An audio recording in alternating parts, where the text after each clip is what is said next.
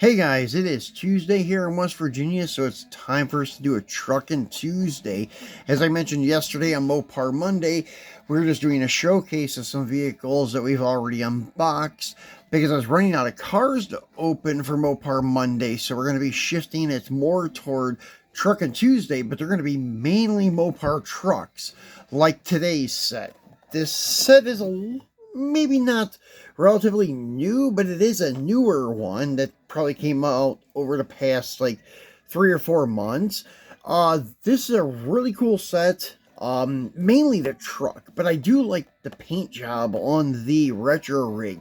It's just the 80 Macho Power Wagon looks a little bit big for the retro rig. I don't know. It's just even the cab of the truck seems bigger, but with them separate, they look really cool. Because as you can see in the picture, even their card art, the truck, the Macho Power Wagon, is much smaller.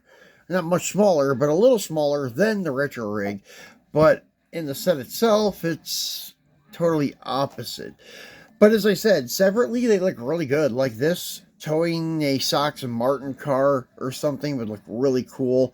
And this over on its own next to some other trucks, like mainly the Power Wagons from Hot Wheels, it will look really cool.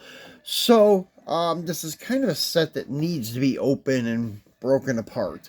So, anyways, this set, this case had the kind of fade paint job Mustang with the aero lift, and then you had your Sakura Sprinter with the Nissan Silvia. If you were to buy a case of these, I think you got two of these and one of each of those ones.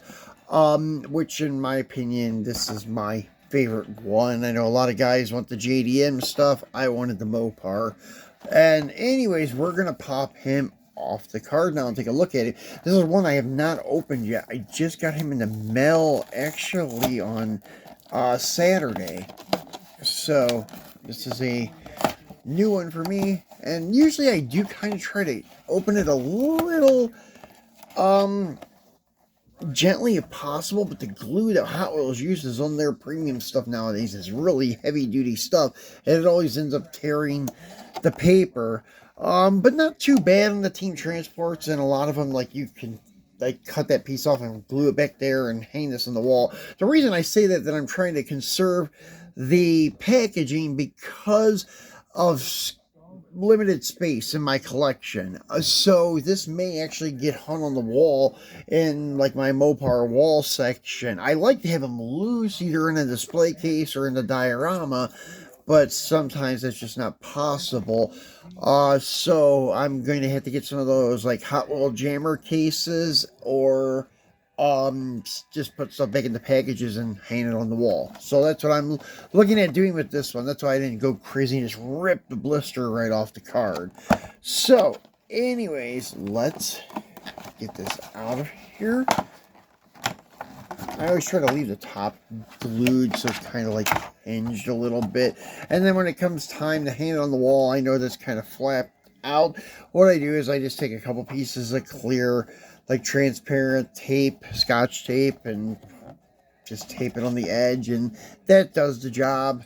And then if you want to open them again, usually the scotch tape's adhesive isn't that strong, so it doesn't tear the package too much. So anyways, here is our set out of the blister pack. Really cool looking set.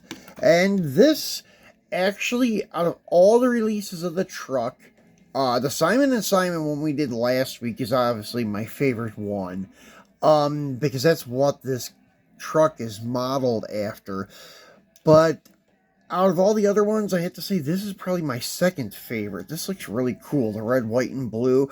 I just wish they would do away with the big bumpers. They would just retool their interior section that the bumpers are attached to and have like regular bumpers on it. That would be really cool. But I don't see them doing that anytime soon because they've released this truck several different times in pop culture, Zamac Melon, everything, and it still has this big bumper on it. It's kind of cool. On the Simon & Simon, it's really cool because that's what was in the show, but all the other ones, they really don't have to do that. They could do away with it, in my opinion. The livery is cool, but I don't know, it just says the name of the truck in big letters and numbers, 80 Dodge Power Wagon. So I would have actually probably done away with the 80 and the Dodge and put the Power Wagon on the rocker panel and put the Mopar back here, which is pretty cool. And Power Wagon on the back tailgate is really cool. So nice looking truck, and the wheel and tire choice is awesome. I love these wheels on the big Mutter tires for the 4x4s. I'm glad that the 70 Power Wagon, most of the premiums have that setup. And here's your old faithful retro rig done up in the same. And as I said, with Sox and Martin's car would look great. Or one of these like pro stock, or not pro stock, but super stock factory Dodges would look great. So, yeah, this is a cool retro rig, actually. This is one that will be going maybe over in the Mr. Norm's diorama if I can get it to fit in there. That's the problem, the room. Because it will look good with a classic Dodge on the back of it. But this guy will look great in the display case with the other Power Wagons. So, very happy to add this one to my collection. So that's pretty much it for, and I'm glad that, well, I'll say this, I'm glad that they did the base in black. It kind of takes away from those big hunks of metal for the drive shafts and differentials. So very glad they did it that way. It looks really good. So that's it for today, guys. I'll be back on Friday with our Free It Friday. Not sure what we're going to have in store for you, but be sure to turn on your notification bell so you know when we launch something else, because sometimes I will pop up with another video every now and then that's not scheduled. So, if you have your notification bell on, you'll never miss one. So, thanks for watching. Thanks for your support. And I will see you guys on Friday.